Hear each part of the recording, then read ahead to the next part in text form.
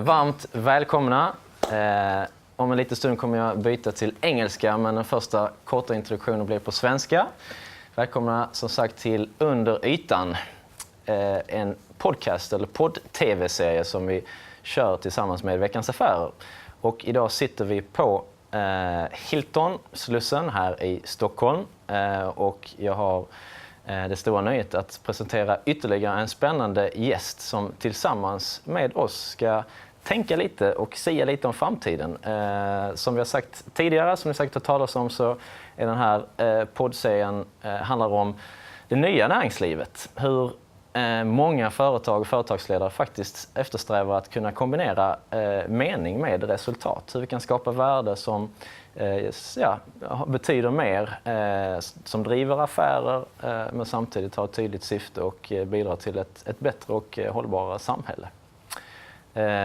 Och därmed skulle jag vilja byta till engelska för att introducera vår nästa gäst. So our guest at this week's program is nobody less than Peter Hopkinson.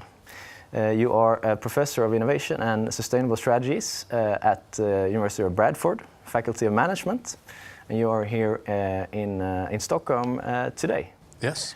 Warm welcome and nice to have you here. Yes, pleasure to be here. Thank you. Thank you very much. First time to Stockholm, or? Virtually, I came 25 years ago. Okay. But I can't remember what I did or even where I stayed. So let's treat this as the first time. Yeah, that's good. And you brought your wife as well. I this did. Time. Yes. Yeah, that was quite a thing as well. She was listening in on my presentation just now. So. Okay, great. You got a chance to also see a little bit of Stockholm here last night. We did. Yeah, we went around the old town and found a nice restaurant. So yeah, it's been great. Nice. And you just finished a presentation here not long ago at all. What was that? What brought you to Sweden today?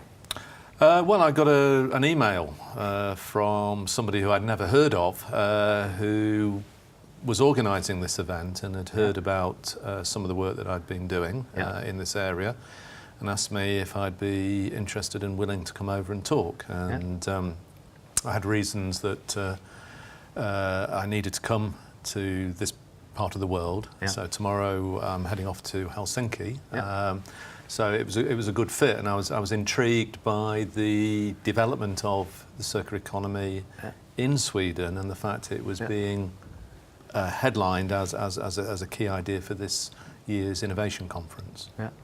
So what Peter has done is been a keynote speaker at Veckans Affärers Framtidsdag, or the Day of the Future. And I guess any day is the day of the future, isn't it? If you will. But they made a particular day, the Day of the Future. It's a great lineup of speakers. But since the session here the next one was in Swedish, then we popped out and scheduled this talk instead. So very happy and honored to have you with us today. Just like you've been mentioning now, the topic of your speech and the reason for your visit here is that you have worked for many years now in the field of circular economy. We might come back to the Ellen MacArthur Foundation, so forth, but let's just start. What is this notion or idea of the circular economy?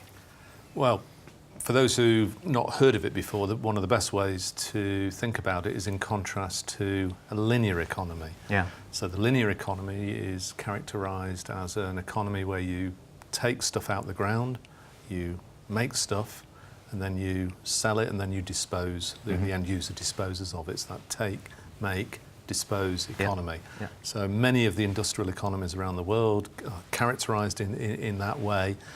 And you only have to look around you to see some of the benefits of that economy. So we're not condemning or criticising it, but you look at the amount of waste, the amount of pollution, the amount of resources that is required to operate that model. Yeah. And a lot of data from around the world and studies suggest that we might be coming to the end of that era, or that era just cannot be sustained, because we are seeing rocketing prices in commodities and resources and energy. We're seeing price volatility. So the question is, well, what do we do? What do we do? So resource efficiency is one strategy that people have tended to make or take to overcome some of those problems, but it's not enough. So we need a new economic model. Yeah. So in the UK, the circular economy became very, very popular about 4 or 5 years ago, stimulated by the work of the Ellen MacArthur Foundation, and since has been taken on by others. And it proposes a new economic model, which is to design an economy to ensure that materials and resources flow in repeat cycles for maximum value and for maximum profit before you eventually dispose of them, or that they end up being returned safely back into the biosphere. The ideal is that you keep certain materials flowing for as long as you can. Eventually, all materials will eventually degrade, but you can cascade those into other uses progressively. So rather than using them once for a small amount of time, you can use them multiple times for a long period of time. And make money doing it. This is the really interesting thing, the analysis and insight that's been undertaken around some of these circular business models demonstrates that you can achieve significant increased margin, profitability, increased customer satisfaction, new markets, new market segments, all driven by innovation, all driven by profit, all driven by the fact that that if we don't do this, if we don't do it, we don't know what the alternative is. If we're coming to the end of the linear, then some businesses are going to disappear. So there's a real sense of urgency, if you will, around these questions, and I assume that some companies, or we know as a matter of fact, that some companies are of course more prone to take on the urgency and do something about it, whereas some people are still, let's say, sticking to the linear model. Well, if you're in an industry, a sector, or a business, and that you are seeing resource commodity energy price increases, and that they are wiping out your profitability for that year, well, what do you do? I mean, if you're the chief executive, if you're the board, what do you do? You sort of say, well, if we carry on like this, we're not going to be here next year. So there's a very interesting talk by Carlos Tavares, from the Chief Operating Officer from Renault, who gave the story that in 1 year they saw commodity price increases, input price increases. I can't remember the exact figure, but something like 400 or 500 million euros, which was just about the same as their profit for that same year. So that's a big strategic challenge for a company like that, and they're sort of saying, well, what's the alternative? So they started to get really interested in this area and started to say, well, the business model's got to change. What sort of company are we going to be in 5 years' time? So the strapline was, we're not a company that's going to sell cars. We're going to transform into a company that sells mobility. And that's an interesting idea. So it's quite a transformation in thinking and strategy. If you are confronted by these pressures and these stresses on your bottom line. Is there, you also talk in your work about a few different ways of embracing the circular economy and reinventing the model, if you will. Business model reinvention is one way of doing it. That's right. Renault was an example. Do you have another good example of how a new business model have? Well, there's many different ways. You know, some of the areas that you can look at would be to change your material inputs in the first instance. So if you have material inputs into your manufacturing or your production process that are hazardous, toxic, dangerous, why are you doing that? So you need, you know, those create externalities, they create costs, they create all sorts of problems for you, just for you, let alone what happens when they go out to the consumer and eventually into the environment. So you start to think about why we might do that. So I gave an example in this morning's talk about polystyrene, styrofoam packaging. We all know what a fantastic product that is in context. It's very lightweight, it's been low cost, it serves all sorts of purposes, but it's a terrible, terrible material to handle. It's got very high volume to mass, so And people have been trying to explore alternatives to that for years. And so the example I gave this morning is the mushroom packaging from the United States. And when you first hear about that, you think, well, that can't possibly replace this type of packaging. Surely it can't, but it is. That's the really interesting thing. So you can change your material inputs. You can then, the other really interesting areas around collaborative consumption, around the sharing economy, which is often some old ways that the economy used to run, but reinvented through technology. So we used to go to the library, take a book out, read it, take it back, okay, repeat use. And that's got increasingly sort of marginalised through online bookstores and in Kindles, etc., etc. But what the collaborative consumption does is to enable people to utilise their assets to much greater potential. So the classic example is Airbnb, which has now got a higher market capitalisation and more bed space than the Hilton chain. And they've done it in 5 years compared to a century for Hilton. And that is really interesting. So you can apply that same principle to car sharing, to transport, to clothes, to furniture, to anything that is a product or an asset. Speaking of clothes, and you're also speaking earlier of mushrooms, makes me think of another example. Okay. Because there's a lot of interesting products or things that we consume that actually the waste of those products can help supply the mushroom business. Right. You talked about whiskey this morning. Yes. Here in Sweden, which is of course a big thing for you guys in the UK and Scotland. Here in Sweden, we drink loads of coffee. Yes. Isn't coffee waste also a big source for the mushroom entrepreneurs? Absolutely. Yeah. In two ways. I mean, at the primary end, where it's grown, coffee waste is in developing countries. Is a fantastic opportunity for people who are often on very low wages to take that waste and do something profitable with it. So the work of Gunter Pauli in the blue economy, there's a great case study on people in Tanzania, Kenya, using the plant waste to grow mushrooms, medicinal and edible, which is a source of cash flow, which gives them an income. At the other end, our end, where we drink the coffee, you produce these grounds. Historically, it's gone in the bin. Okay, people have begun to realise, one, it's a fantastic source of chemicals in there, which if you apply certain techniques, you can extract those to produce valuable biochemicals, so oils and other things. Then the grounds themselves are a fantastic substrate for growing mushrooms. So there's a great example in the centre of Paris where entrepreneurs have got together to put coffee ground waste collected from the coffee shops into shipping containers, dark and cool, to grow mushrooms using young, unemployed people to give them a job, something worthwhile. And then they sell those mushrooms into the Michelin star restaurants in Paris. They're fresh, they're high quality. So the story doesn't end there. As a result of that process, then the coffee waste is decomposed and produces a really high quality compost. If you put coffee waste straight onto your ground, it's quite good as a conditioner.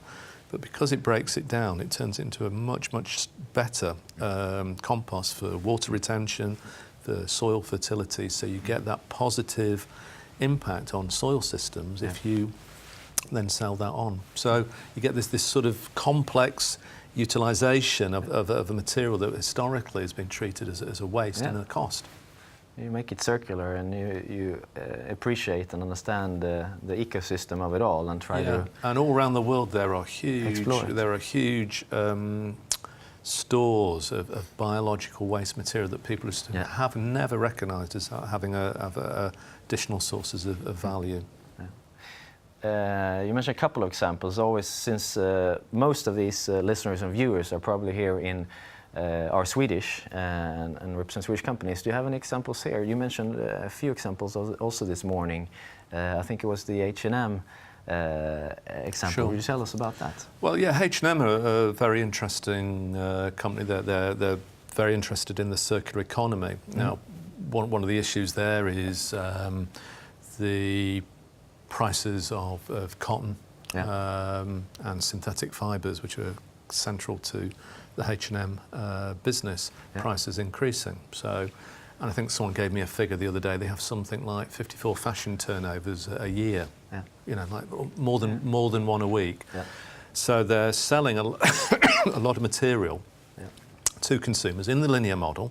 Okay, and the question is, well, what happens to that material? Where does it end up? Some of it ends up in charity shops. Some of it ends up in wardrobes unworn. A lot of it ends up in landfill.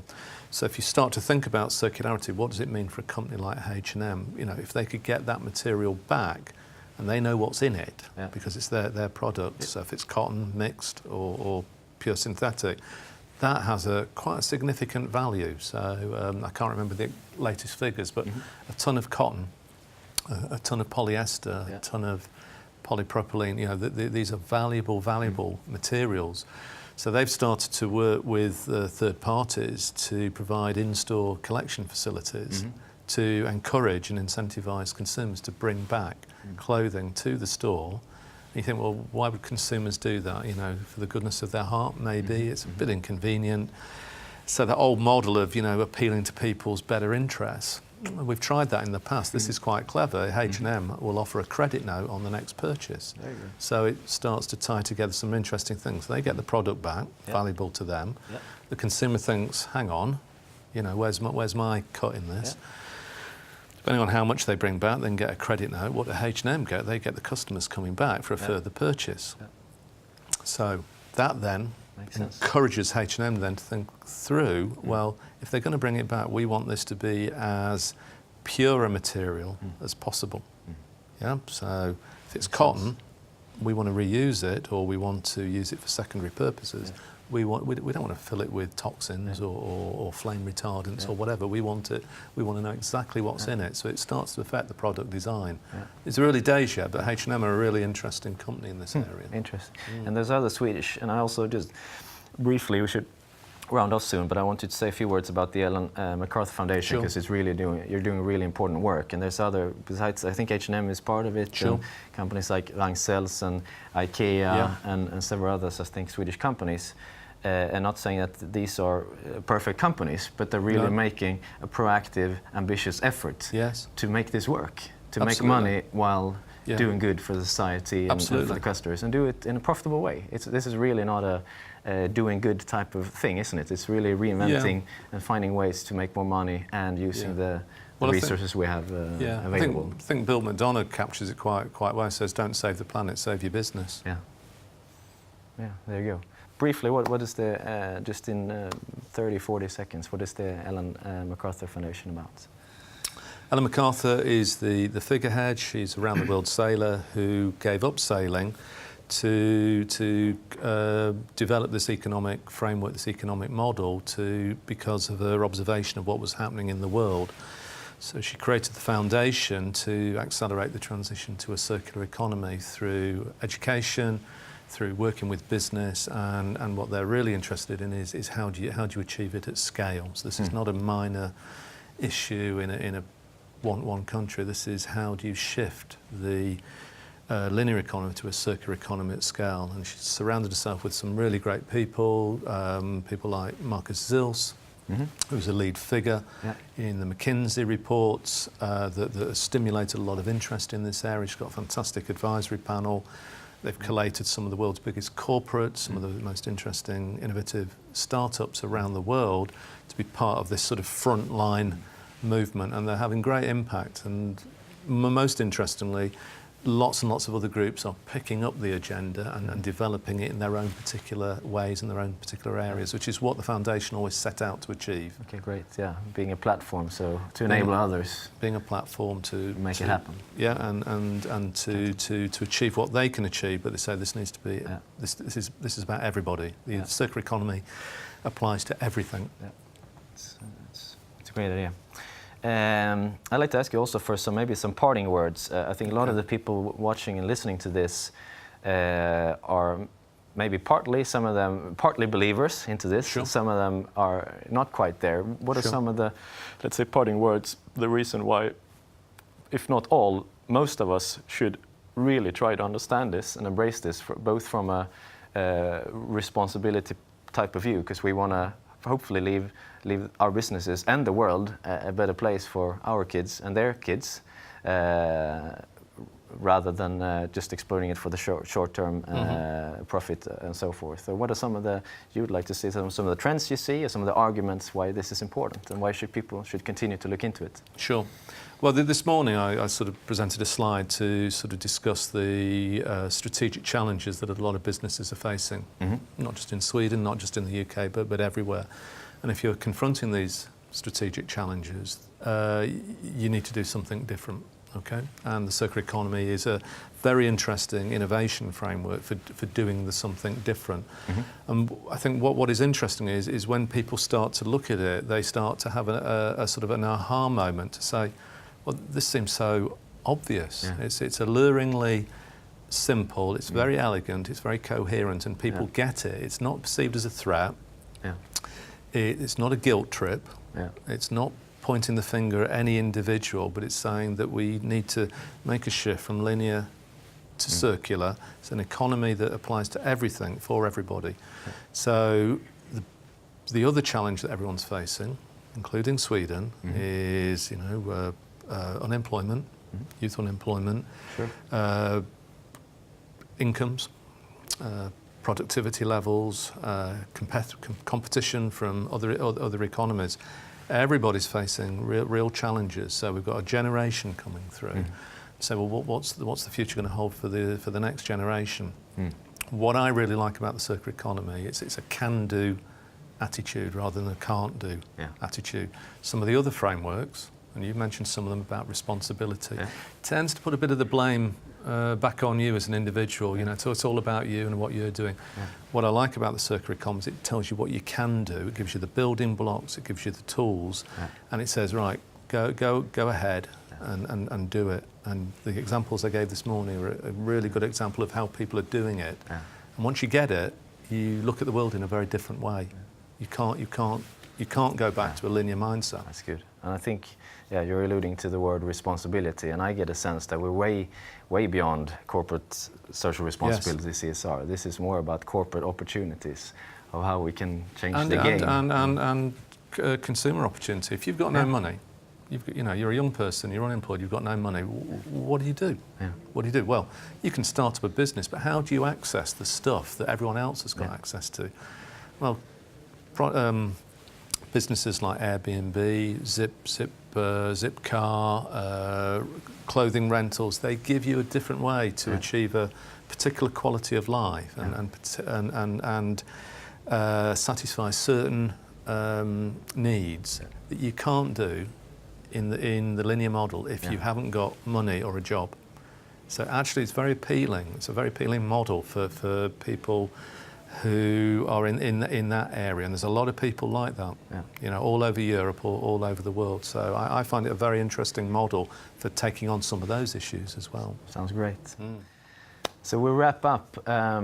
We're here in Stockholm now. It's 2014. Hopefully we'll keep in touch, and I'll make sure you get over here sometime very soon again, hopefully, to talk more about this. But let's play with the thought that we're here in 10 years from now. Sure. Soon you have this conversation. What sort of picture do you see ahead of you in the landscape of the circular economy and the world here in Sweden and globally? Okay.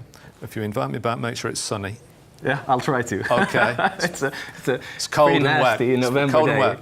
Yeah, we have plenty of that in England. So okay, that's the only criteria. Or snow. I like snow. Okay, good. Okay, in 10 years' time, well, a lot of businesses that we see around today will have disappeared.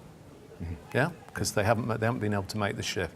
I think we'll see continual rise in commodity prices, in resource prices, price volatility. I think we're going into a very unstable economic future. Yeah. Therefore, we've got to change. Okay, so and what I would hope to see in 10 years' time, as some of the examples that I've hinted at this morning, are mainstream. that it becomes the business as usual.